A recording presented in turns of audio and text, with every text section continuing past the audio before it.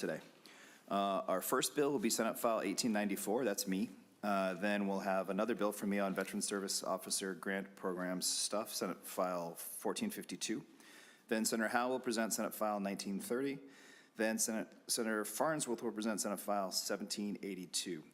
A lot of these bills have a lot of folks who want to talk about them, so I'm going to ask us all to be as efficient as we possibly can in our presentations of information. And then let's get started.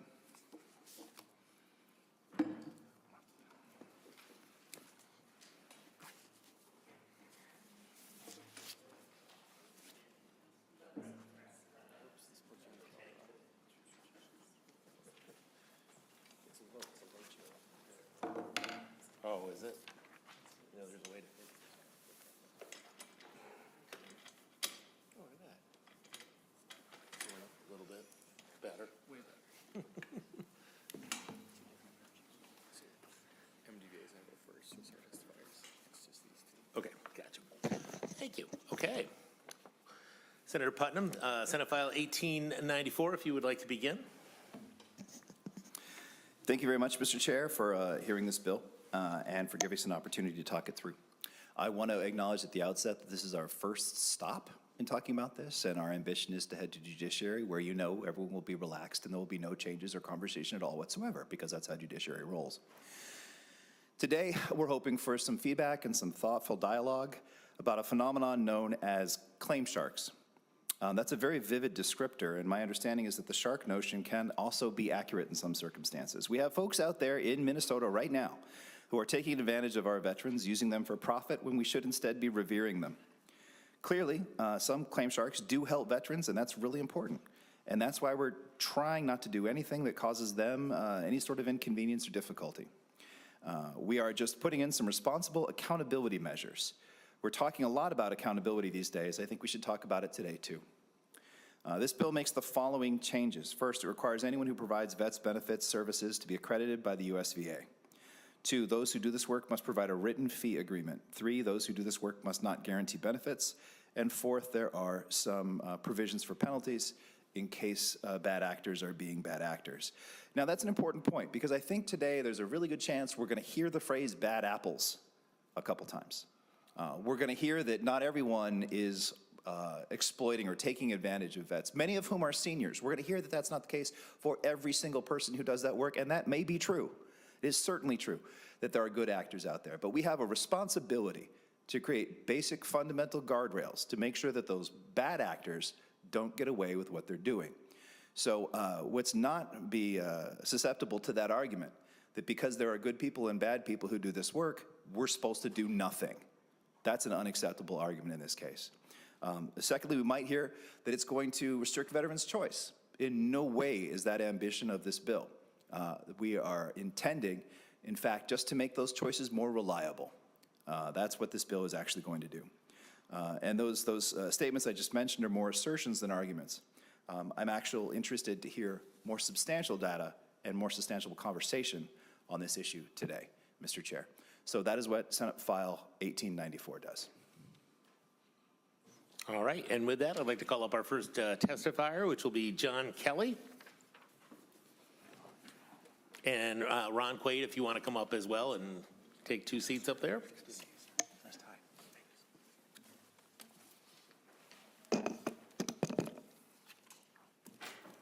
And you can just state your name and begin your testimony. Thank you, Chair and members. For the record, my name is John Kelly, and I serve as the Director of Government Affairs for the Minnesota Department of Veterans Affairs. With me today is Ron Quaid, who serves as our Director of Veterans Services. MDVA appreciates the Chair bringing forward a standalone version of the Governor's policy provisions that make updates to the current disclosure law and are also traveling in the Governor's budget bill for the Department. Senate File 1894 is an important bill and a necessary one. I'm going to provide a brief summary of the bill and then turn it over to Director Quaid for further testimony. Government affairs, services providers, and state leaders of the nonprofit veteran services organizations that make up the Minnesota Commanders Task Force are also noting increased activities by for-profit providers offering to assist in the filing of disability benefits claims with the VA for users' fees or in exchange for an excessive percentage of the benefits secured. Despite what you may have heard in meetings or in the letters of opposition to this bill, Senate File 1894 does not seek to block veterans from paying for veterans benefit services. It simply seeks to prevent bad actors from doing business here in Minnesota.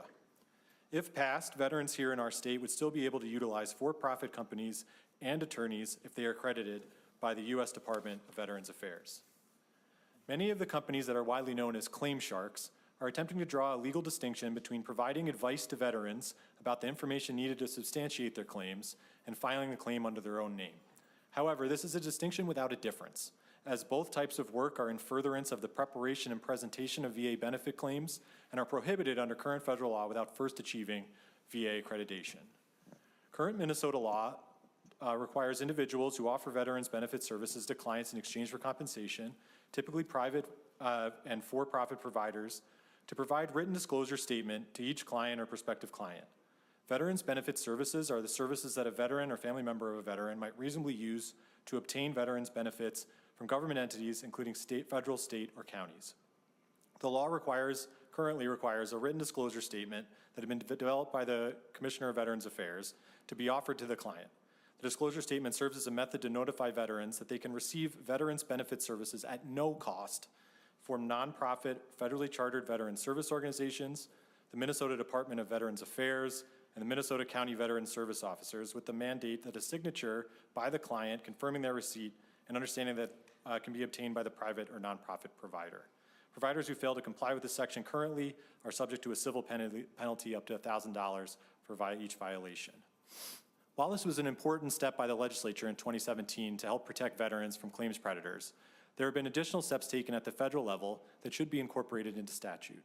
This bill adds in a requirement, as the chair mentioned, I won't repeat it, that there's an accreditation, there comes with a fee agreement, as well as some other changes. They're prohibiting the guarantee of benefits and making the violation an unlawful practice under 325F. Now that you've heard the what of the bill, I would turn it over to my colleague, Director Ron Quaddy, for the why. Thank you, Mr. Quaddy. You can just state your name and then begin your testimony. Thank you, Mr. Chair. Good afternoon, Chair and members. For the record, my name is Ron Quaddy. I serve as the Director of Veterans Services for the Minnesota Department of Veterans Affairs. I have worked in advocacy since 2005, starting with the Minnesota Department of Veterans Affairs Claims Division in St. Paul, now managing all of the claims and field operations divisions for the state of Minnesota. I am confident in reporting we are a premium service provider and the finest claims division with a high emphasis on quality, empathy, and a tireless drive for representing Minnesota veterans and their families in an honest and ethical manner. The department is bringing forward this bill to strengthen the important legislation from 2017 that established the current disclosure law in Chapter 197. While this was an important step, we believe we need stronger guardrails in place to protect Minnesota veterans and their families from claims predators, or as you've heard, claim sharks, or dare I say, there is also the phrase pension poacher out in our business. A critical component of this bill is requiring claims agents and attorneys providing veteran benefit services are accredited by the Office of the General Counsel at the Washington, U.S. Department of Veterans Affairs. We do not see this as a burdensome requirement. This is because to actually help a veteran or their family with the claim moving through the VA process or to represent them on their behalf, you must be an accredited representative with the Department of the VA. That is a requirement whether you are charging the veteran or acting on their behalf pro bono. There are two primary access points that come with VA accreditation that are critical when representing veterans' claims before VA. First, systems access to view the veteran's claims file. All accredited VSOs, attorneys, and claims agents may receive a PIV card or personal identification card, which allows access into VA systems, mainly the Veterans Benefit Management System. There are many VA systems, but the primary one is VBMS. With this access, the VSO can see the entire veteran's claims file, the appeals history, actions taken by VA personnel, notes, deferrals throughout the claims process.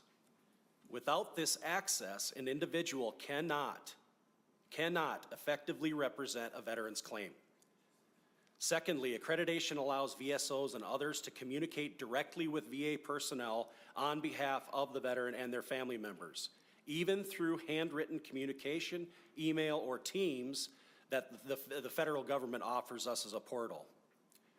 This authorized communication is vital in quickly addressing VA concerns and VA errors.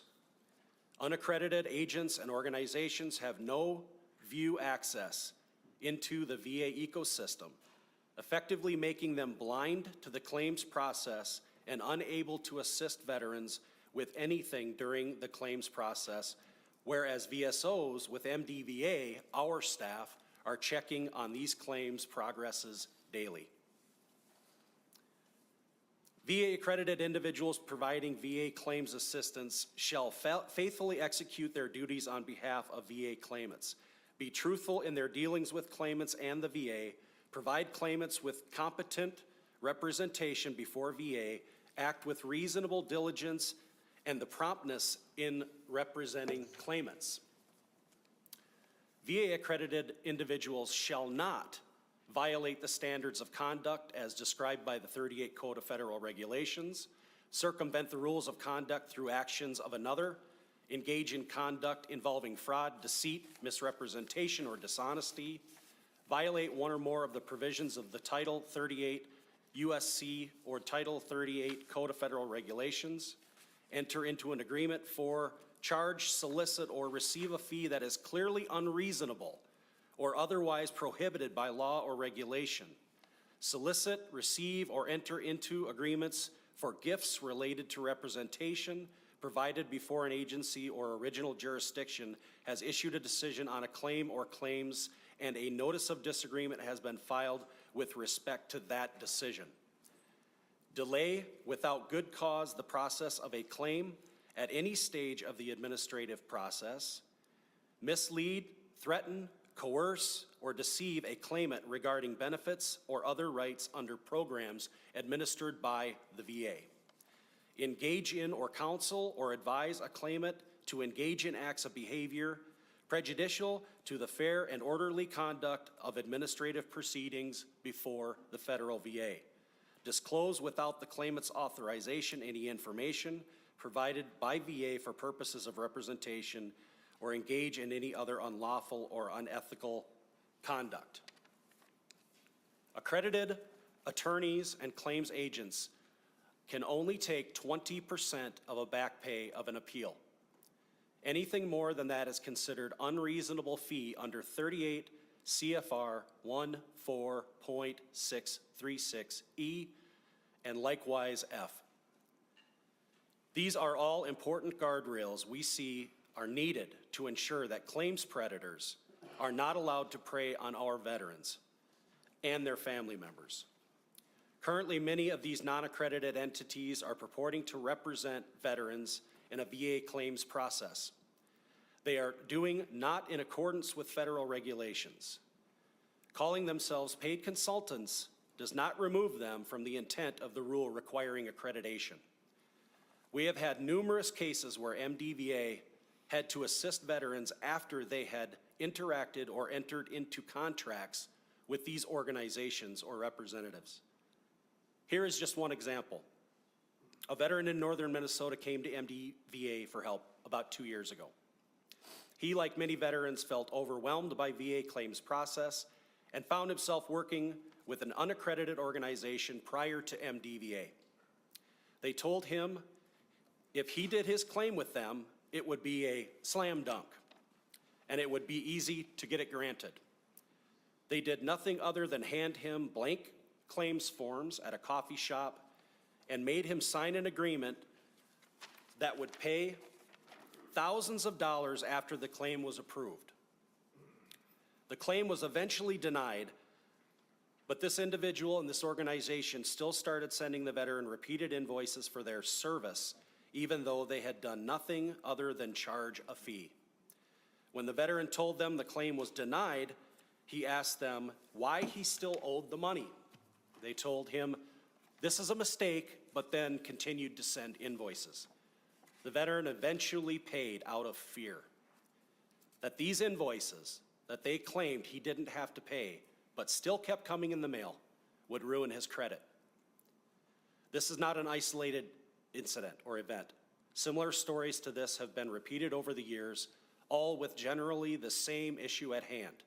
The promise that the veteran claim will be granted, agreement to a fee, claim is denied, and then the veteran finds out that they are still required to pay a fee.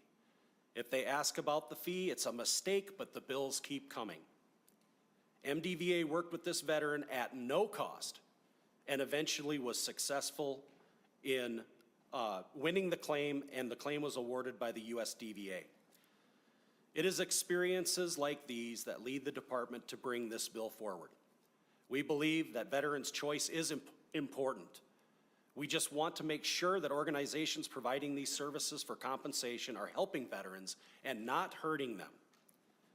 SF1894 puts those important guardrails in place. I would like to thank you for the opportunity to testify today before the committee. We hope you can support the bill that will help ensure Minnesota veterans getting benefits that they have earned, whether it is through MDVA, their CVSO, or an accredited representative, an attorney, or claims specialist. And I'm happy to answer any questions. Thank you. Thank you, Mr. Quaddy. Next, we'd like to call up Christy Janago.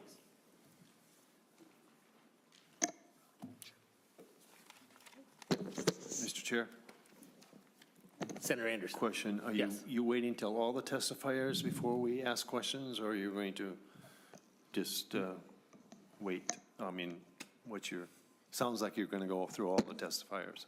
Is that your intent? Senator Putnam, do you have a preference on Senator Anderson's question? That's up to you, Mr. Chair. You got the hammer.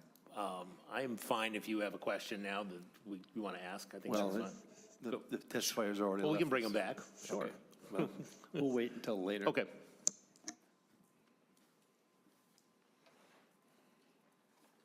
You may begin. State your name whenever you're ready.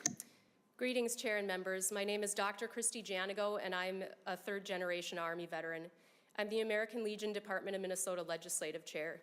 As you may know, the Commander's Task Force, of which the Legion is a member, along with the 7 other congressionally chartered veterans service organizations, has unanimously chosen the issues dealt with in SF1894 as one of their 5 key legislative priorities this year. I'm also the legislative chair for the Minnesota Association of County Veteran Service Officers, where I'm a dues-paying member because of my day job. I'm an assistant county veteran service officer where I help some of the state's most vulnerable veterans find housing, navigate their involvement with the justice system, and access life-changing benefits. Last fall, I was so proud that my efforts were part of the body of work that brought an effective end to veteran homelessness in Hennepin County. I would submit to you that this year, the contents of this bill are the most important issue you will deal with in this biennium and maybe even well beyond. In this moment, you are witnessing and taking part in history. This bill modifies the Veteran Benefits Disclosure Statute to require VA accreditation for those who want to represent veterans on federal VA benefits matters, and also makes it possible for veterans to recoup damages through legal means if they're taken advantage of by bad actors who made promises that they could not keep. We're asking those who intend to represent veterans on VA benefits matters to earn accreditation through the VA so that they're listed publicly as an attorney, a claims agent, or a VSO representative. Please allow me to share how I became an accredited VSO representative.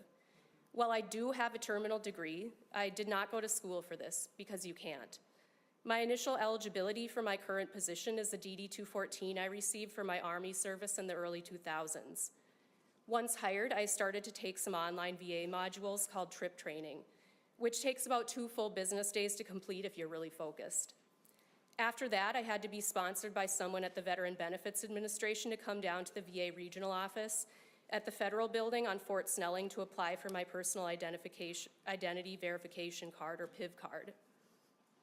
It is how I can access the Veterans Benefits Management System, VBMS, to assist a veteran with tracking their claims. I also received training from the Minnesota Department of Veterans Affairs, who you just heard from, and my national professional association, the National Association of County Veteran Service Officers. You can find me at va.gov/OGC, apps, accreditation under a search by my name. I have 5 VA accreditations: the American Legion, Disabled American Veterans, MDVA, the National Association of County Veteran Service Officers, and the Veterans of Foreign Wars. My work contact information is listed there, and my accreditation number, 53784, is also listed there.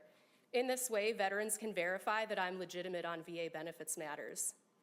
To be good at this job, you have to have a keen interest in people and their stories. Veterans' stories are sacred to me. I retell them to the federal government in the form of a lot of paperwork in the pursuit of life-changing benefits for veterans who are down on their luck in every way conceivable. I explain to others in shorthand that my job is keeping veterans alive, under roofs, and out of jail. I'm not exaggerating. It is just a simple reality of assisting homeless and justice-involved veterans on their claims.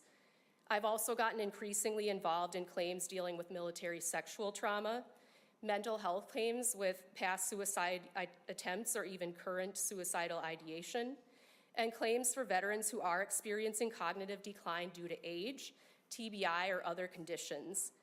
These types of claims take a high level of sensitivity, cultural competency, a trauma-informed mindset, kindness, and compassion, and not everyone can do that. I've gone some interesting places to work with veterans on their claims: the Union Gospel Mission's Men's Shelter, the Hennepin County Jail, domestic violence shelters, short-term stay hotels, veterans' homes, the streets. Chair and members, I love this work. I will babysit a claim, meaning that I will check in on all my claims at least once a week to see if there's any movement and to make sure I know when my veterans are due for compensation and pension exams that will decide their claim. I personally make sure they have transportation because, remember, I work with homeless and justice-involved veterans where the successful granting of VA benefits could literally mean the difference between life and death. As a VSO representative, it is unlawful for me to charge veterans to support them on their VA benefits claims. Recently, a veteran asked me to take her military sexual trauma claim. She had worked up the courage to call me and tell me her story to pursue her benefits 30 years after one of the most egregious things was done to her by another service member. She asked me if she needed to pay me to represent her on the claim.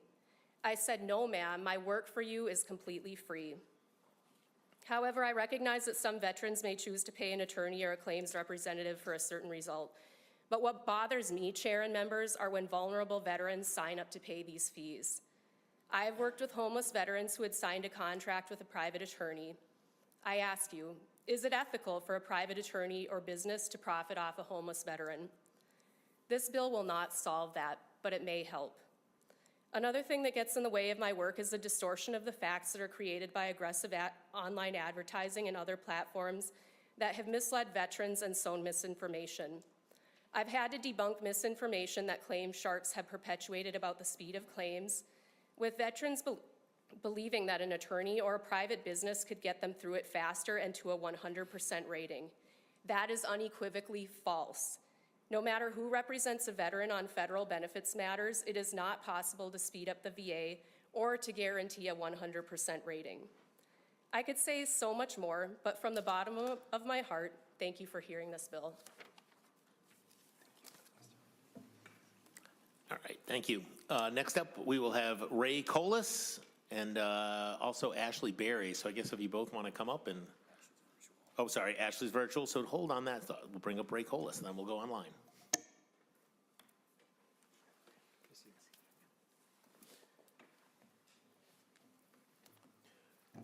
Chairman, members of the committee, my name is Ray Kohls, and I'm here today on behalf of Veteran Benefits Guide in opposition to Senate Bill 1894 as currently written. Now, VBG, Veteran Benefits Guide, provides veterans with a private, legal, federally compliant service outside of the Veteran Affairs, helping to ensure veterans receive the benefits that they've earned. Now, we strongly support Senator Putnam's bill. However, there is one section in the bill that is very concerning to us, and it's as it applies to the accreditation piece. Now, we heard some of the stories from the testifiers just before us, and yes, they are correct. There are bad actors in this space, but it is our position that we separate the good from the bad as opposed to eliminating the entire industry altogether. Now, there's an insinuation that we choose not to be accredited. Federal law states that no individual may act as an agent or attorney in the preparation, presentation, or persecution of any claim under laws administered by the Secretary without first being accredited. I'd like to state for the record, we do not practice law, we do not act as the veteran's agent, and we do not present before the VA. Federal law also states that VA-recognized VSOs and their representatives always provide their services on benefit claims free of charge, and that only VA-accredited attorneys and claim agents may charge fees for assisting in a claim for VA benefits. Simply put, as an accredited VSO or an accredited representative, there's no path for services such as our honorable for-profit companies to serve veterans, and that is our primary opposition to the bill. We support the protections other than that are placed in this bill, and in fact think that there are more protections that can be put in place that align more so with some of the predatory practices of of the bad actors. It is just unfortunate to me that we can say to these vets, some of them who are committing suicide because they're not receiving the services that they are currently owed to them because of the current broken system, to then say a private industry should not exist because we don't believe a veteran should have to pay for these services. We agree in that veterans should not have to pay for these services. However, again, if they so choose to, and for as long as they are well informed, that should be an option that remains available to them as they are available to them today.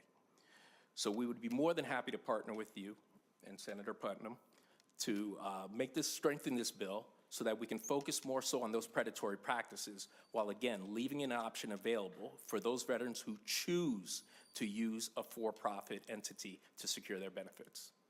With that, I thank you for allowing me to provide testimony, and we would like to vote no on the bill as currently written. Thank you, Mr. Kohls. Next up online is Ashley Berry. If you could turn on your camera, state your name for the record, and then you can begin your testimony. Yes, thank you, Chairman and members of the committee. My name is Ashley Berry, Senior the National Association for Veterans Rights. I'm testifying as an advocate for veterans and as someone who has spent years exposing the consequences of government inefficiency, both as an investigative journalist and as a federal senior executive at the U.S. Department of Veterans Affairs in D.C. I am here to strongly oppose Senate File 1894 as currently written, because I do believe it worsens an already overburdened system, ultimately harming the very individuals this legislation claims to protect. I ask you to consider amendments that protect veterans from predatory practices while preserving their right to seek help from qualified professionals that they trust, services they're willing to pay. Amendments could introduce transparency, accountability, most importantly, hope. As Ray said, separate the good from the bad. A decade ago, just a little bit of history, I was reporting for CBS News in Phoenix. I helped uncover the VA wait time scandal that shocked the nation.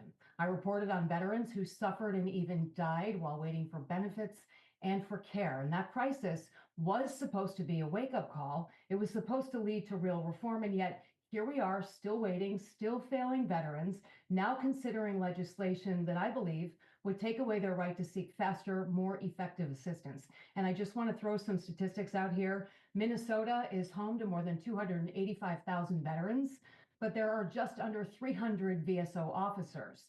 That's available to assist them. So that means each VSO is responsible for more than 350 veterans. That's a completely unsustainable workload. And meanwhile, the VA's average wait time to process a claim in Minnesota is 152 days. And in contrast, private sector professionals, like those that are members of NAVR in many cases, help veterans receive decisions in just 85 days in some cases. And that's nearly 2 months faster. And that difference is more than just a statistic. It's a lifeline for veterans who can't afford to wait. So I appreciate the time to testify. I urge you to reject this bill as written. We believe that our veterans deserve better. They deserve choice, efficiency, and a system that works for them, not against them. Thank you very much for the opportunity to testify today. Okay, thank you. Next up is John Blomstrom, who is also online. So you can turn on your camera, state your name for the record, and then begin your testimony.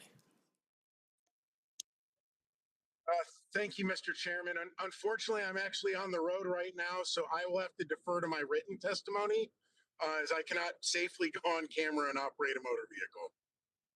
Okay, we get your safety. Thank you very much. Thank you. Then next up, we would have Brian Lewis.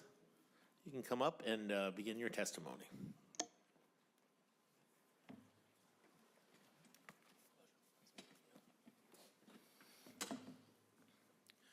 Good afternoon, Mr. Chairman, members of the committee. My name is Brian Lewis, and I'm testifying solely in my capacity as a licensed attorney and VA-accredited attorney in the Twin Cities area. I work at a small firm by the name of Francis White Law, PLLC. The bulk of my practice involves practicing in military law, helping service members through separations boards, through medical boards, through anything to do with the military. And I also practice in assisting veterans with their VA claims appeals. However, since the passage of the Minnesota Statute 197.6091 in 2017, I have not taken a single case from the state of Minnesota. I also don't know any other attorneys who will take a case in the state of Minnesota for one reason. We cannot ethically say to potential clients in that disclosure statement that unlicensed and untrained laypersons, or what they prefer to call VSOs, are the legal equivalent of a licensed and VA-accredited attorney. It's real simple. I can't make that statement ethically, and for that reason, I won't take a case in the state of Minnesota. However, the bill as currently drafted will go further and potentially make taking any case in Minnesota that has anything to do with veterans impossible. But I do want to clear up one misstatement that was made earlier, and I believe it was made by the Director of Veteran Services for MDVA, was that attorneys are limited to a 20% fee. Attorneys and claims agents are limited to that. That is incorrect. The regulation that they quoted, 38 CFR 14.636F, specifically subparagraph 1, states as follows: fees which do not exceed 20% of any past due benefits awarded as defined in paragraph H3 of this section shall be presumed to be reasonable if the agent or attorney provided representation that continued through the date of the decision awarding benefits. Fees which exceed 33 1/3% of any past due benefits awarded shall be presumed to be unreasonable. These presumptions may be rebutted through an examination of the factors in paragraph E of this section, establishing that there is clear and convincing evidence that a fee which does not exceed 20% of any past due benefits awarded is not reasonable, or that a fee which exceeds 33 1/3% is reasonable in a specific circumstance, close quote. So for any claim which I would take outside of the state of Minnesota, I can charge anywhere between 0 and upwards of 33 1/3%. What the bill currently before the committee seeks to do is put in quote unquote guardrails that have very little to do with what the goal is, which is a laudable goal. But let's start with the additions. Subdivision 3A of the bill, federal accreditation and fee agreement required. A person who provides veterans benefit services in exchange for compensation must be accredited, okay. The next problem, subdivision 3A, parent B. A person who refers in exchange for compensation a veteran or family member of a veteran to a provider of veterans benefit services must be accredited by the Secretary of the U.S. Department of Veteran Affairs under U.S. Code Title 38, Chapter 59.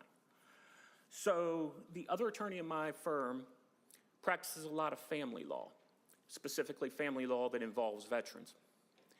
If opposing counsel is relying on a veteran's benefits and seeks to get out what we call spousal maintenance out of veterans' benefits, are they then doing something that affects veterans' benefits and needs to be accredited? Or the reverse side, they represent veteran, and veteran says to the other attorney, I need to find somebody who's accredited so I can do something with my veterans' benefits. That attorney would then have to be accredited to send them to me. That's a problem. And the reason it's a problem is because then you've knocked out a lot of family law attorneys, perhaps elder law attorneys.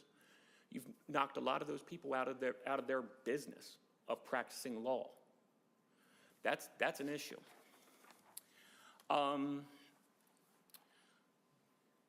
Move on to subdivision 3B, guarantee of benefits prohibited.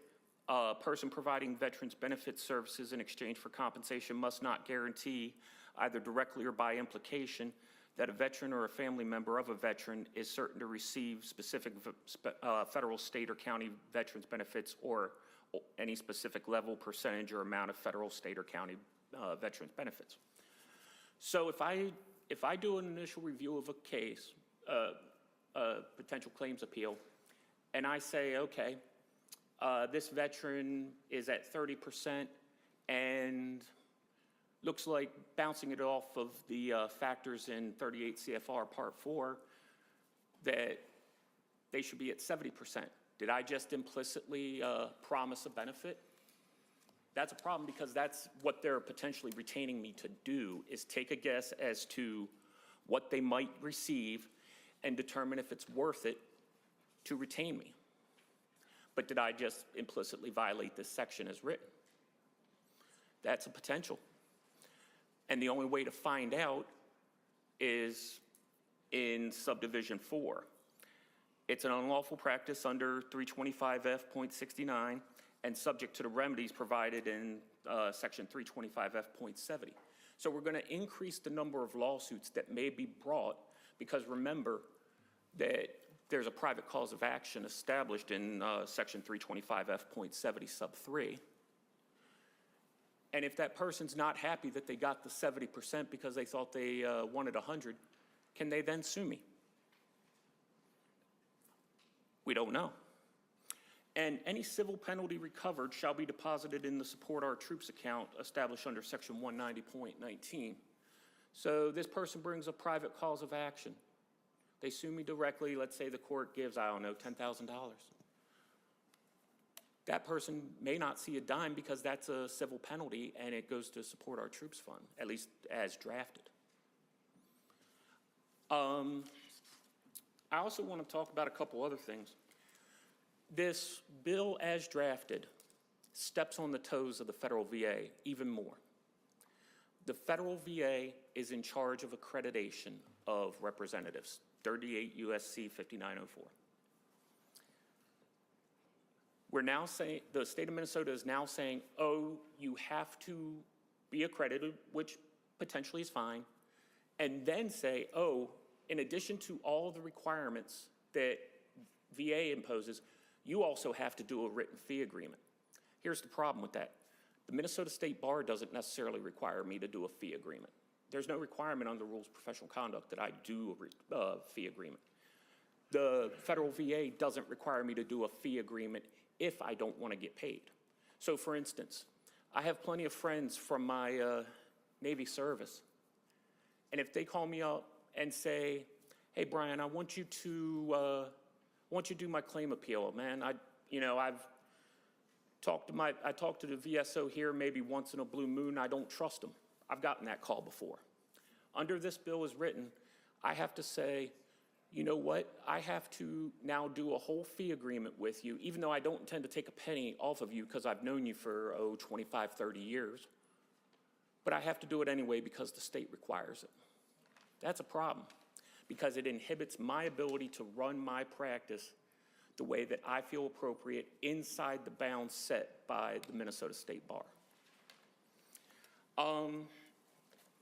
And this committee really needs to think about that because when the initial bill went through in 2017, the District of Minnesota came close to saying that that bill was federally preempted. If the Minnesota State Legislature keeps going with these bills, there's a good chance that the District of Minnesota may actually go ahead and say this is field preempted, or it might be conflict preempted. And I'm talking specifically to the attorneys on the panel who might understand what those are, but long story short, the federal government has occupied the whole of the field. And what this committee is trying to do is step on the federal government's toes. And the Federal Circuit, the United States Court of Appeals for the Federal Circuit, has been very, very plain in saying that the services provided by a VSO are not equal to those provided by an attorney. And that was done in Comer v. Peake, which is a Federal Circuit decision from 2009. So essentially what this bill is doing is pushing out attorneys and claims agents whose services are better than those provided by unlicensed and untrained laypersons, and saying this is what we want our veterans to be stuck with as VSOs. And I mention that because my firm gets calls pretty much on a weekly basis, if not more often, saying our CVSO recommended we talk to an attorney, or our VSO recommended we talk to an attorney. I'm in Richfield or I'm in Faribault, it doesn't matter which city. And when they tell me that, our standard answer is, we can't help you. We won't take a case in the state of Minnesota. I can only imagine the level of rejection Minnesota veterans must feel when they get that answer time and again,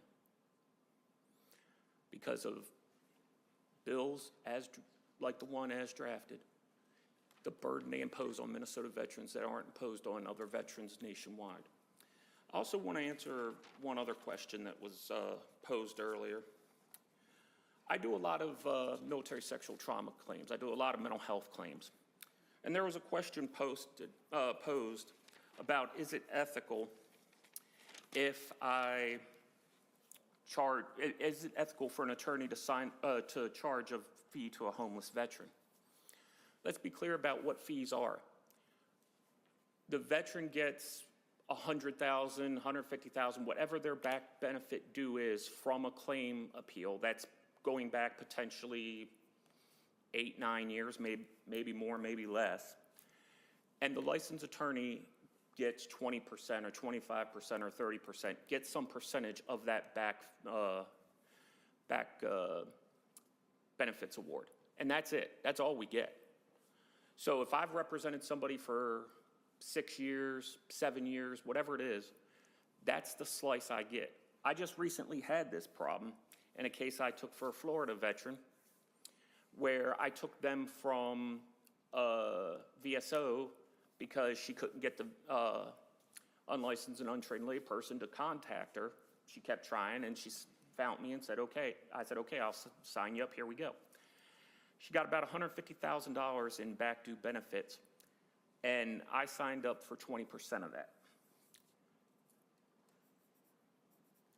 Is it ethical to take it? Yes. Because we're not taking from that homeless veteran anything that they have in their pocket at that moment. Mr. Lewis? Yes, sir. We have one more testifier to go through and several more bills, so if you could just kind of wrap it up kindly. Thank you. I also want to talk briefly about the about paid claims agents, or actually, paid claims agents. We have at the Department, they have at the Department of Veterans Affairs one whole page and 2 names on the second page of paid options, paid accredited options. That's it. When you take away paid options for disclosure statements, for whatever other requirements, you're taking away valuable tools in a toolkit. This committee has a laudable goal to keep these claim sharks, pension poachers, whatever you want to call them, away. But instead of using a scalpel, to quote a very famous movie, This bill as drafted wants to blast off and nuke the entire thing from orbit because it's the only way to be sure. Thank you, Mr. Chairman.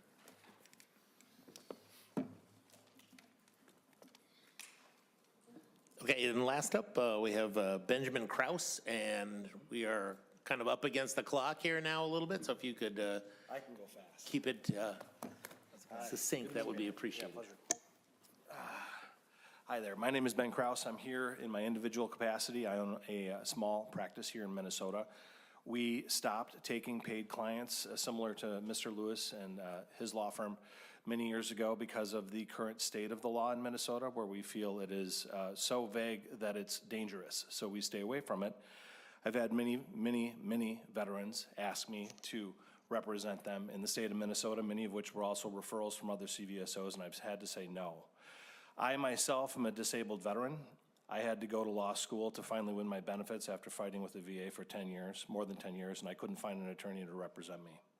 I want to point out a couple things that I agree with my client, my friend Brian Lewis back there, but I also want to say that I really like MDVA. I like what this does in the sense that it's a laudable goal. We should protect veterans where they're being taken advantage of, especially elderly and severely disabled. We're talking about disabled people. This law as written, though, is untenable. I've previously recommended to the agency that it be rewritten, the entire statute. We're really talking about the unauthorized practice of law, which has been illegal in Minnesota since 1931.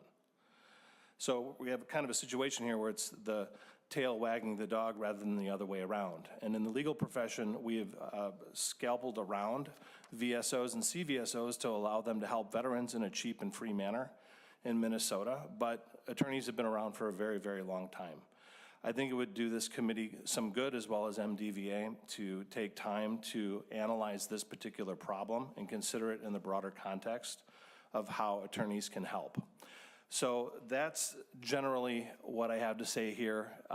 Really thank you for your time. We love what MDVA does. We love what CVSOs do, what VSOs do. I think that they do an invaluable service. It's something that I could not do because I don't have enough time, enough money, and enough manpower to take care of. Fortunately, in Minnesota, our taxpayers have come forward with the tax revenue to fund CVSOs and MDVA claims for veterans. On the other hand, this law gets into federal preemption problems, First Amendment problems, and it needs to be rewritten as it sits. Otherwise, it's probably going to end up in litigation sooner than later if it goes forward as written. Thank you for your time. I don't have anything else, but if you have any questions for me, I'm happy to answer those. Thank you. All right. Okay. That concludes testifiers, so we'll go to members. Senator Duckworth. Thank you, Mr. Chair. I appreciate it. Given the comments that have been made regarding time and other work to do, instead of asking some questions, I'll just make some statements and then I'll move on. The first question I would have asked is whether or not the Attorney General's office is pursuing any of these claim sharks or doing anything regarding any of the issues that are being talked about today, because that is one mechanism or one avenue that exists to go after and chase these bad actors down and make sure they're not taking care of veterans. Whether it's the AG or any other prosecutor out there in the state of Minnesota that can find these folks that they're breaking the law and take advantage of people to straighten them out or put it into it. It doesn't have to necessarily be a heavy-handed bill that clearly maybe isn't as well thought out as it should be. My second issue, and this kind of I think has to relate to some of the testimony that was shared by Mr. Lewis, is this bill was introduced on February 27th, 2025, 5 days ago. 2 of those 5 days were Saturday and Sunday. I don't subscribe to the philosophy of we're going to hear the bill and just pass it on to the next committee and keep working on it anymore, because I've seen that lead to really crappy legislation that actually becomes law. The committee to fix this in is this one. If it's not ready to move or it needs a lot of improvement, we should do it here. And that means maybe the bill gets tabled for the time being. We pick it up in a week or two, do some amendments that fix it, and then pass it to judiciary. I'm really not a fan of legislation being rushed through committee and actually not getting fixed or tweaked the way that it should be before it becomes law. And I got even more fired up as I sat here and listened to attorneys say we've actually actively stopped helping veterans because of past legislation that's been enacted, despite feedback. So I'm going to take a minute to just chill a little bit and give you the rest of my feedback on the bill, because I think, to be honest with you, we do have more agreement here than disagreement. We're trying to do something good on behalf of veterans, but I think there's more work that needs to be done with all the stakeholders involved to ensure that the bill that does pass or the legislation that does become law is the best it can be, has a chance to get feedback and tweaks from all stakeholders to ensure that at the end of the day, the veterans are being taken care of. Because I can tell you this, I'm a simple infantry guy, not the brightest bulb for a reason. March 17th will be 20 years of service for me. And I say that because I am talking to my brothers in arms who are dealing with these issues today and have been for years. And I think one of the most interesting questions, probably the most pertinent question we should be asking ourselves is, why do these veterans even feel the need to be pursuing these organizations to help them in the first place? It's because things are taking too long. It's because they're not finding resolution. And as a last resort, they're reaching out to other organizations who they think they can help, or honestly, their battle buddy probably told them, hey, this guy helped me out, or this gal helped me out, you should get in touch with them too. So I'm not being critical of the MDVA or anybody else. I appreciate the work that you do, but there's no secret in this country that veterans are not necessarily getting timely help or their claims are being denied unjustly. And if we are going to put up barriers to resources that have proven to be successful in the past, that have helped veterans overcome these obstacles, then we are doing them a disservice. So before we go down that route, we better take the time to get this bill right, to ensure the unintended consequences aren't coming at the cost of our veterans and their family members, because if they do, epic failure. I'm a member of the VFW. I love you guys. I understand why you support this bill. I have a soft spot in my heart for the American Legion. MDVA, I already talked about you folks. Our veteran service officers, you're amazing. We need more of you. You do phenomenal work. But I think it's a collection of all of you and the other groups that do this and do it right. It's a collection of all of you that we need to make sure that every single veteran and their family member is taken care of. That's what we're hearing. So I would just respectfully ask that before we continue to move this bill or we get too far down the process, we push pause, take the time to get it right in this committee where we need to, and ensure that we don't pass a law that has unintended consequences that we're unable to overcome in the future. If that means that we're looking at a guarantee, an agreement that's required, caps on compensation, disclosure, regulating advertisements, that's great. Let's have those conversations, get everybody on board with it, and then pass the law. But I'm telling you right now, based on the 8 letters of opposition I have and the other phone calls and emails and outreach I'm getting from people who I know whose hearts are in the right place when it comes to serving our veterans, this bill isn't ready yet. And I don't want to move it on to another committee if we haven't taken the time to get it right in this one first. Thank you, Mr. Chair. Mr. Chair, if I may respond. Yes, sir. Senator Putnam. Thank you very much, Senator Duckworth, for your passion, your conviction, and your dedication, and also your awareness that we all are actually in the same purpose. We're all working in the same direction on this one. We have more work to do. Now, the 5 days notice on this, I think, is a little bit precarious because I know that you met with some people about 2 or 3 weeks ago about this issue. A lot of us have been talking about this for a lot longer than the bill point of introduction. So I hesitate to endorse the sense that this is rushed in any sense because we've been having meetings about this for a month and a half, 2 months now. I appreciate that it still needs some more work, and I'm committed to doing that work. I've already discussed this issue with a bunch of advocates today about going back to work on some of the definitions. And our friends who brought us the bill at MDVA and the Commander's Task Force are totally aware that we have some tweaking to do here and there. But one of the things that I hope you realize from the testimony we hear is that we have people who want to tweak in different directions simultaneously, in addition to the bill itself, those being the sort of attorneys and then those people who are doing this work. They're not all on the same page themselves yet. So there is no unified opposition either at this point. That's difficult to characterize it that way too, because that's not exactly accurate based on what we've just heard. So I still am committed to still working this out. Your earlier concern about enforcement, I think that we actually save the state resources and difficulty, and veterans' difficulty too, if we create a situation wherein folks are less likely to break these laws or to do these things or have these problems initially. If we set the rules right, we don't have to do as much work to correct people when they break them. So I appreciate your commitment to this issue. And to these continuing conversations about how to make this as efficient and effective as possible. Senator Anderson. Thank you, Mr. Chair. There was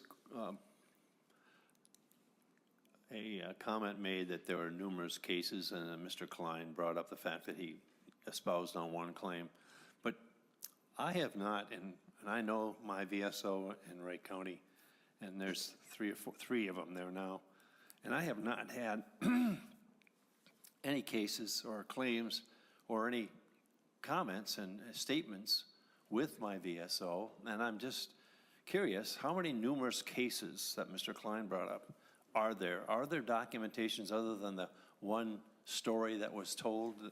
And what court? Was it district court? Was it Supreme Court? I don't know what cases you're referencing, but you brought up one story, and I'm just wondering, who were the VSOs that were involved with those numerous cases? It looks like Mr. Quaddy has come up to attempt to answer your question. Go ahead. I believe, thank you, sir, for the question. I believe you were referring maybe to my comments. Last name is Quad, Quaddy. What I was referring to was one story about an individual in the state of Minnesota that we were referencing to, and their experience in engaging with non-accredited individuals, or an individual that was not accredited, an organization or an individual. And that example that I gave was one of many. There's no way for me to put a number on how many individuals that we know at the agency. And I'm also going to step out and speak on behalf of the Minnesota Association of County Veteran Service Officers when I say that we hear these stories also from counties, that individuals are being approached, even in some cases in terms of advertisement in the state of Minnesota, from individuals that are within the state and individuals and organizations that are outside of the state of Minnesota. And they're seeking to engage with those individuals and have them sign agreements, fee agreements, that lock them into paying for these services, and the services are subpar.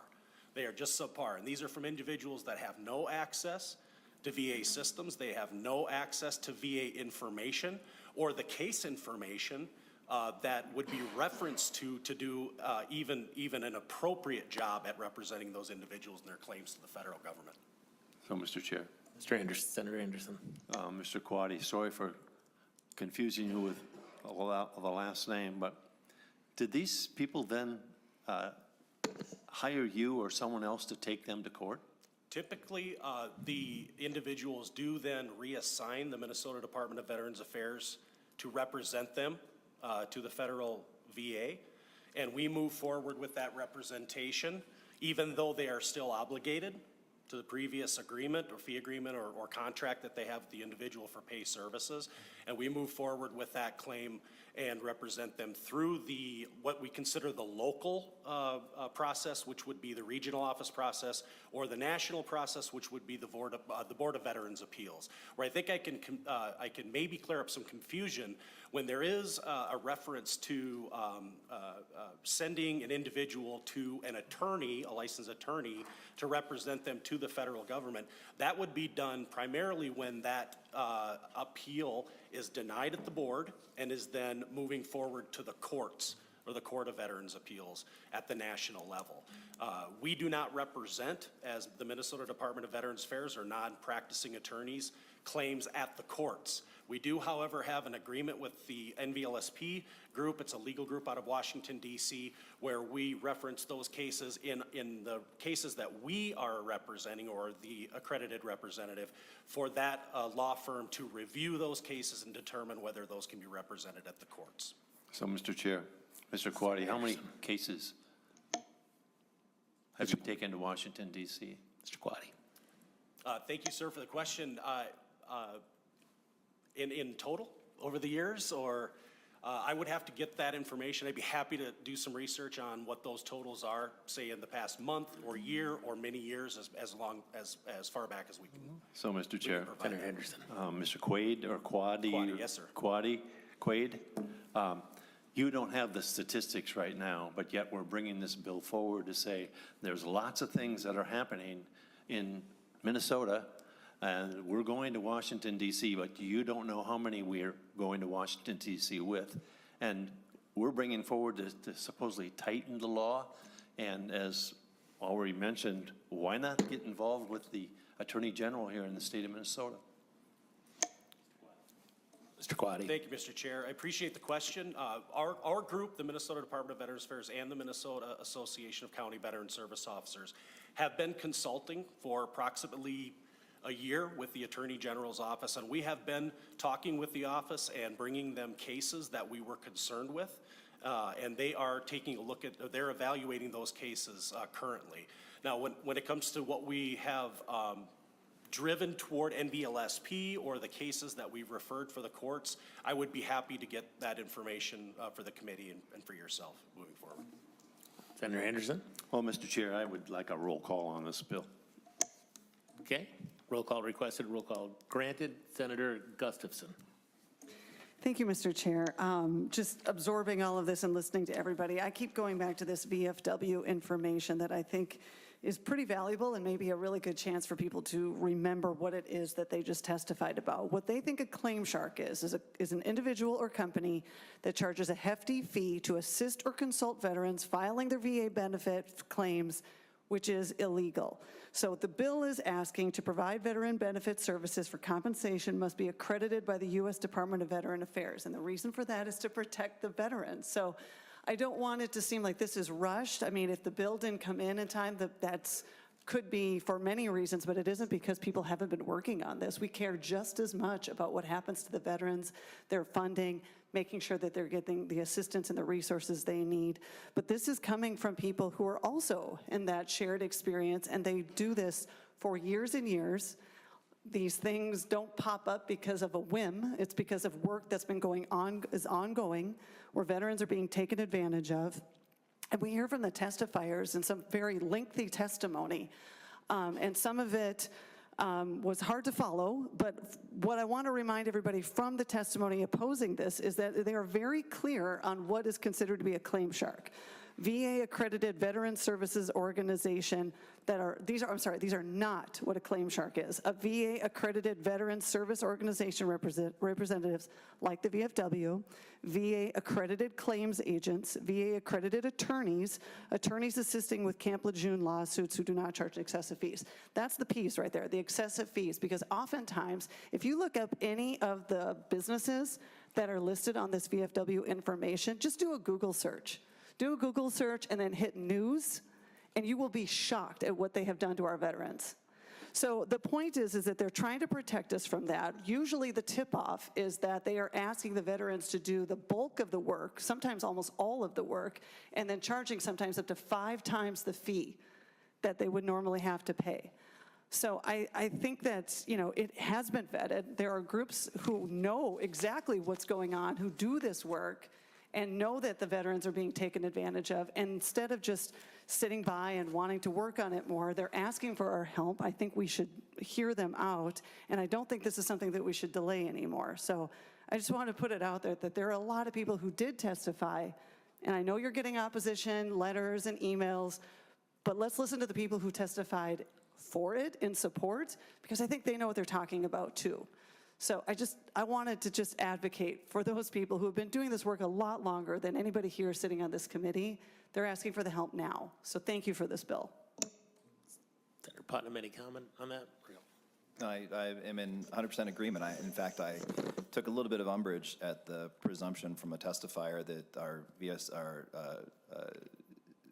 county veteran service officers are untrained and unqualified. I've seen no evidence of that, and we just go back to what Dr. Janigo said just half an hour ago. She's a perfect example of how trained and qualified some of these people are who do this work. You know, we often say, like, you can't use a wide brush. That's a pretty wide brush. So I appreciate your reorienting us towards the fact that we all are working for veterans right now. Senator Wiesenberg. Thank you, Mr. Chair. Would Ray Kohls like to come up to the front, please?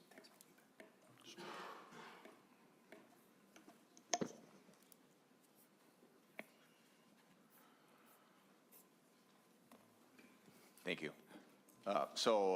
Thank you, Mr. Chair. So I spoke with people on both sides of this issue. Obviously, we all want to do what's best for veterans.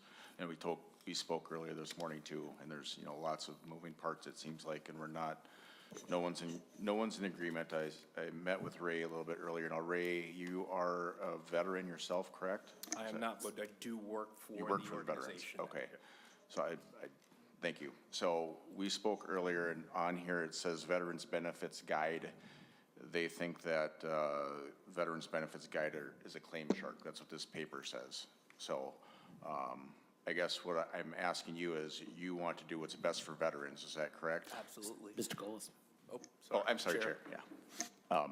So I just called you up here because you're here, and there's other people on here that testified that want to do what's best for veterans, and, you know, like Senator Duckworth said, there's eight against this bill. I don't think they're against, they want to help veterans and do what's best for veterans, but a lot of these are people who are veterans and design this because they're not being helped properly or in an efficient manner or fast enough, right? So somehow we need to come together on both sides, and I would agree with Senator Duckworth, maybe not move this forward yet, and let's tighten this up, and let's get this to where it needs to be before we move it forward. And I know you agree that, I can't talk, Senator Putnam, that, you know, we want to do what's best for veterans. So let's all come to the table and figure out what that is, maybe before we go forward.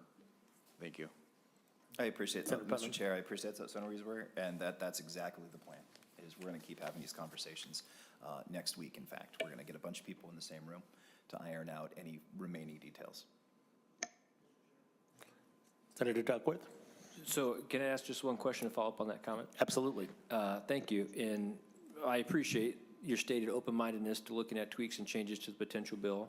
To be fair, people approached me about it last week. I didn't see the verbiage until it was dropped.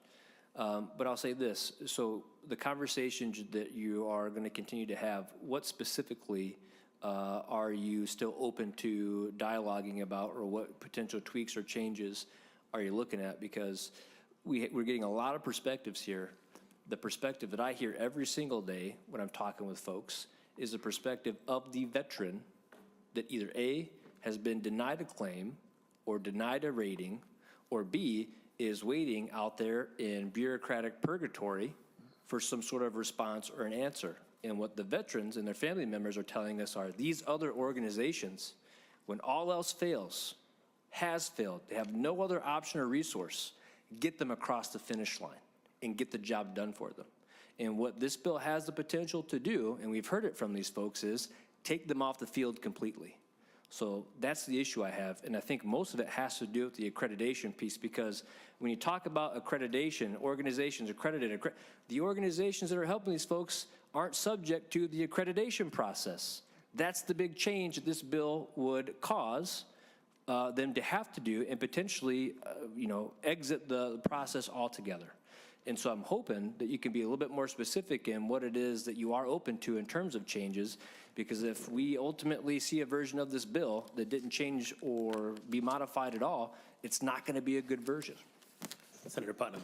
Thank you, Mr. Chair, and thank you, Senator Duckworth. I 100% agree. When we talked about this a couple weeks ago on the floor, you mentioned that accreditation was your concern, and I think that that's something that we're going to work on a little bit, is the nature and scope of that accreditation. And everyone should know this, everyone up here and everyone back there. It is not in any sense our intention to completely remove for-profit people doing this work. We just want accountability. That's it. That's the goal, and that's what we're working for. We're not trying to put anybody out of business. We're not trying to restrict the opportunities or choices that veterans have when they're in circumstances when they need someone now to help them, and they're willing to pay for it. No problem with that. We just need to work out a way in the language to make sure that that's still okay, because our goal is that these people who are doing this work are skilled, attentive.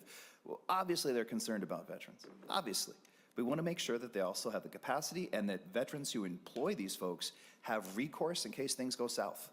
That's what this is about. It's about accountability first and last, and there is no intention to put anybody out of business or to make this work onerous in any way, shape, or form. And I think, and this is why I still would ask members to move this forward to judiciary, is because I think that we're pretty close to that right now. And we've had a lot of conversations. We'll have a couple more conversations at the beginning of next week. I'm very confident that we'll get to a space where this works for veterans first, because that's why we're doing this. Mr. Kohls, you looked like maybe you wanted to add something into. Okay. No, so we're good. This is recorded, right? Yeah. Yeah. Mr. Kelly? Thank you, Chair. And for the record, John Kelly, Director of Government Affairs for the Minnesota Department of Veterans Affairs. So I also am a dumb infantry guy. That's why I brought my smart Navy corpsman with me. But what I would say is this. As Dr. Janago from the County Veteran Service Officer stated, there are claims being made about the ability to expedite claims through the process by non-accredited organizations. It is unclear to the Department of Veterans Affairs how a non-accredited organization can assist or expedite a claim that's going through the process. They don't have a PIV card. They cannot see this. Mr. Krause, other folks that testified here are VA-accredited attorneys. They have that access. They understand the law. They have the ability to communicate and push. And so, again, like there's claims on the sheet and all, there's letters of opposition, and there's letters of opposition to this bill because these are the same folks that many of them are on the list from the National Veterans of Foreign Wars talking about claim sharks. So while the Department of Veterans Affairs is of course open to tweaks on this bill, which is moving in two places. It's moving standalone, and it's also moving in the governor's budget bill. So technically speaking, the bill is staying in the committee and moving to judiciary. I would argue that while the accreditation piece we're open to discussion, it is not clear to the department, and we'd welcome any of the testifiers from the non-accredited organizations to explain to us how it is that they expedite a claim when they have no access to where the claim is and have no ability to advocate legally on behalf of the veteran as they go through the claims process. Mr. Kohls? Yes. So with the question that was raised, I will speak on behalf of one of those non-accredited entities. When we use the phrase that we can help to expedite the claim, it's obviously every claim goes through the same system at the VA. However, it's in terms of as we help the veteran to prepare the information that needs to be submitted to the VA. They don't have to wait weeks, months to have an appointment to begin the process. We also take a more holistic approach when a veteran presents some of their claims to us. So that's what is meant when it is stated that we expedite the process. And one other point of clarification I do want to make is as it applies to this VFW claim shark list, it does state, and as you've also, two of you have mentioned, Senator Weisenberg, and I can't see Senator Gustafson. It does say in our own words or in our opinion. So it is VFW's opinion as to what a claim shark is. However, it's not reflective of what federal law is. And with the 5 points that they make as to what a claim shark is, I don't believe we do any of those. So I want to make sure I put that for the record as well. And Mr. Krause, I saw a hand. Did you also want in on this piece of conversation?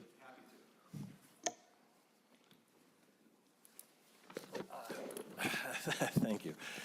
A couple things. First, we just found out about this today, and so whatever a chicken scratch we were able to put together to try to get over here from our normal jobs, this is what we did.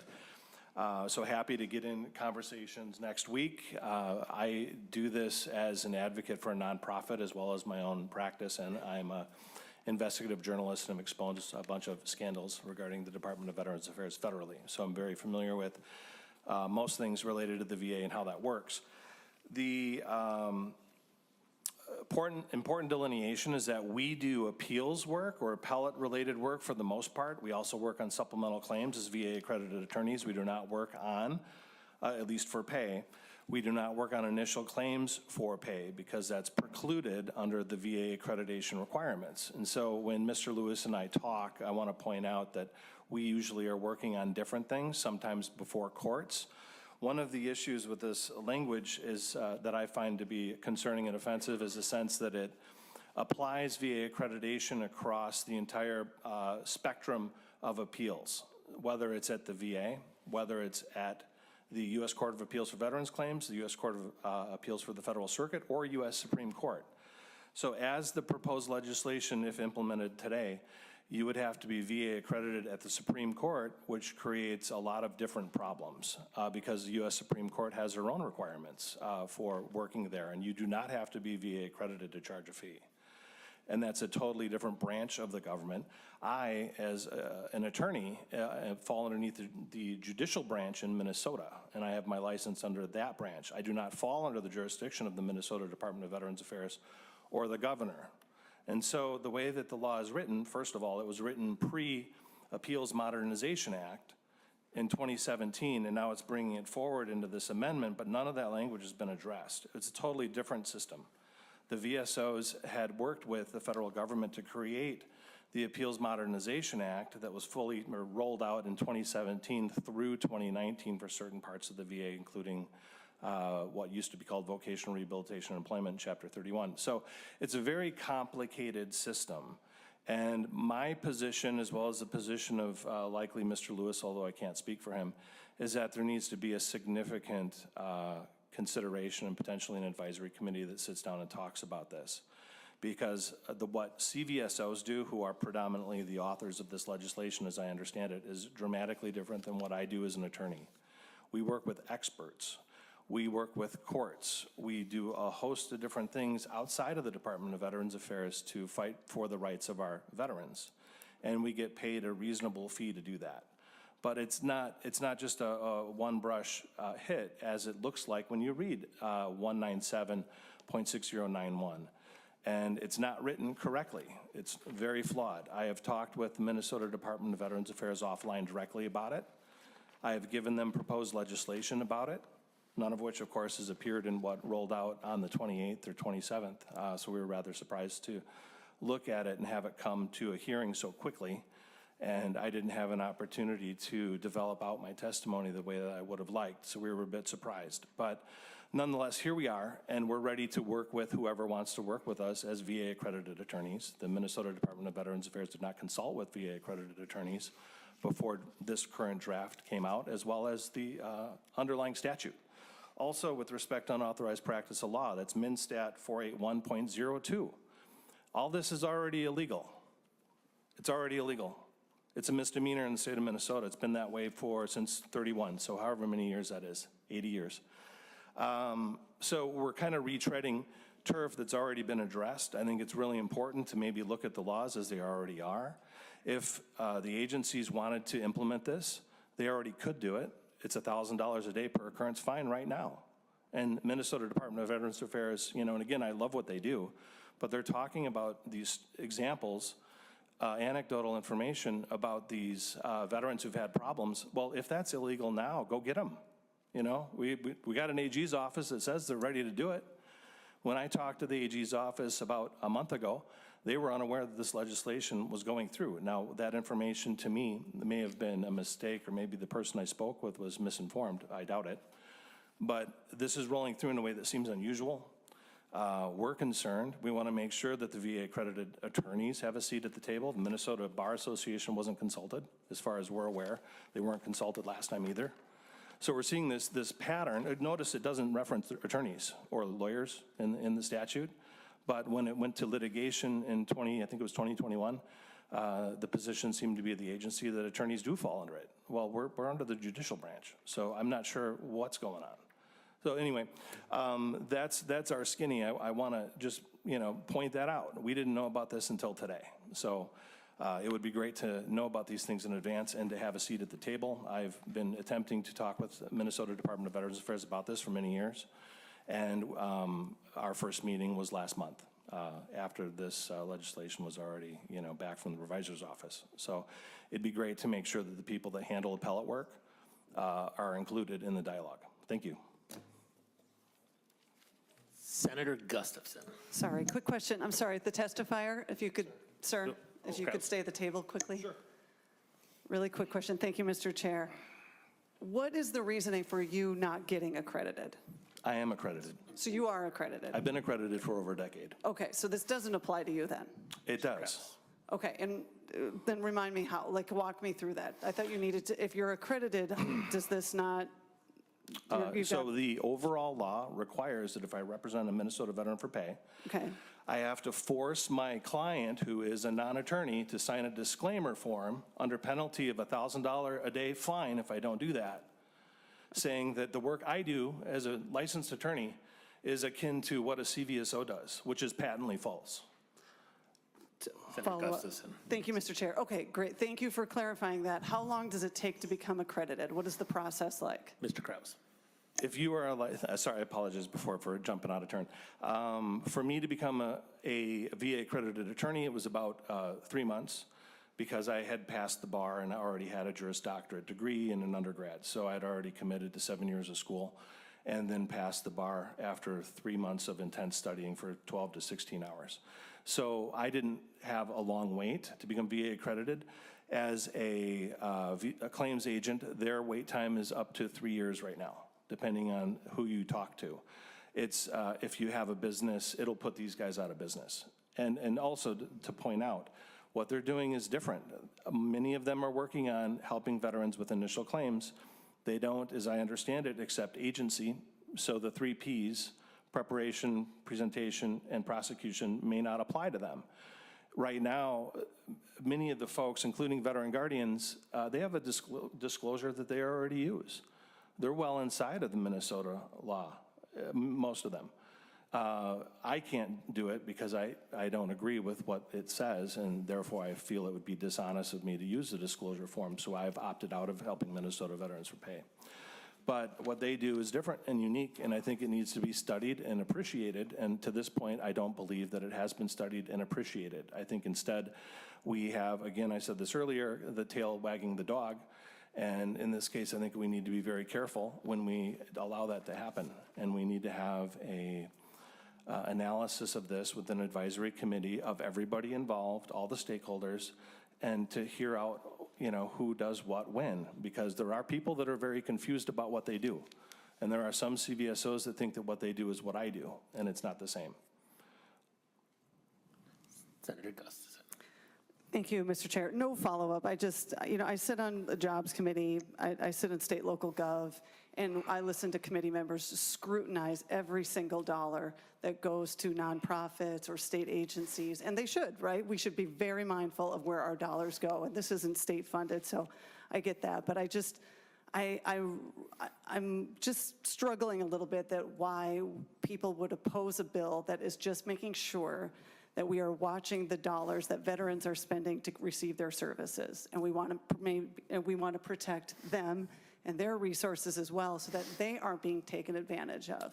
And all of it should be a level playing field. And I just look at these services and this list of claim sharks. And again, I invite everybody to Google these companies and see what has happened. And it is unacceptable what they have done. And that's what we're trying to prevent. So I don't need any follow-up question. I just wanted to make sure that that was clear. Thank you. Sure. One last comment. I would love to brief. respond. So I have asked MDVA for information about that in specific instances, because right now all we're dealing with is anecdotes, and I have not yet received that information. So I'm concerned that we're working on anecdotes and not on hard facts, and I'd like to see hard facts. Second, when it comes to this VA accreditation, I've already talked to attorneys in wills and trusts and other areas, and they don't represent veterans, or they don't anymore because of the way the law works now. So I am opposed to it as written. I think the idea of protecting veterans is novel and important, but we also need to be mindful that we're chilling veterans' access to lawful attorneys in the state of Minnesota that no longer represent veterans or refuse to. And I think that that's my valid reason about why I oppose this as written. Any other members? If not, I would like to make a couple of comments too. First, to kind of dovetail off of Senator Duckworth's comments, it would be wonderful if our federal government gave veterans everything that they deserved, and none of you, you'd all be out of business if they actually did their job. So that would be a wonderful thing. Secondly, I think back to the time, in the early 2000s, where there were lots of schools that were kind of like, hey, veterans, come here, give us your tuition dollars. And then they were taking those tuition dollars, and those veterans never left with any kind of degree. And we had to do it, we had to pass some legislation at the federal level to fix that, because it wasn't right. And so we do want to make sure that anything that the veterans are due, that they're getting that, and it's not going somewhere else.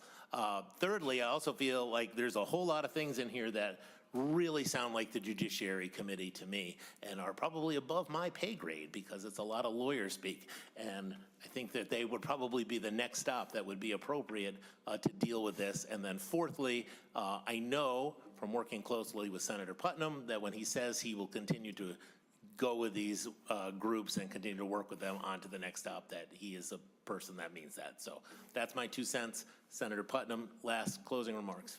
Thank you all for the vigorous conversation, the important discussion. This is an incredibly important issue, and it does boil down to simply that, Senator Kupek, similar to what Senator Gustafson said. We are trying to do our best to provide accountability and responsibility in a space where people are being exploited. I think that we have a responsibility to continue doing this work. It is work that obviously began in 2017 with the first bill that dealt with this issue. So suggesting that it's rushed is a bit of a stretch. We have been talking to people for a month and a half about this issue, which is a lot longer sometimes than people talk about issues here. And we're not done talking. That's what's key. Is we've got some more conversations to do. Again, trying to do the best we can for Minnesota's veterans, because that's our job. Thank you very much, Mr. Chair. Senator Putnam, would you like to make the motion here? I move that this bill be passed and referred to the Committee on Judiciary. I do not do that. Nick's telling me I don't do that. To pass, oh, okay. It is recommended to pass to be referred to the full committee.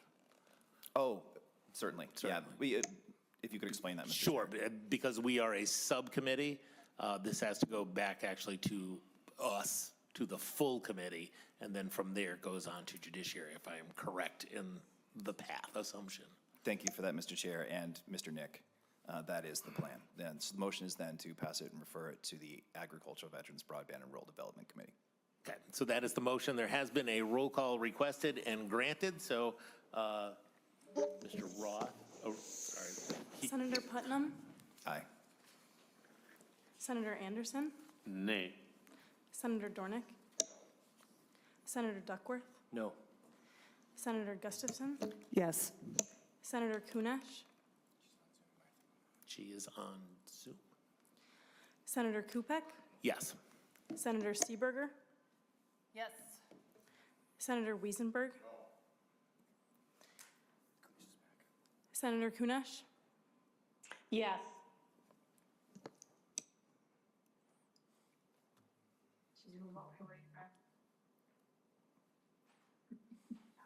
Did you get that? Yes, thank you, Senator Kunish. Thank you. Okay, there being 5 yes votes and 4 no votes, the motion prevails.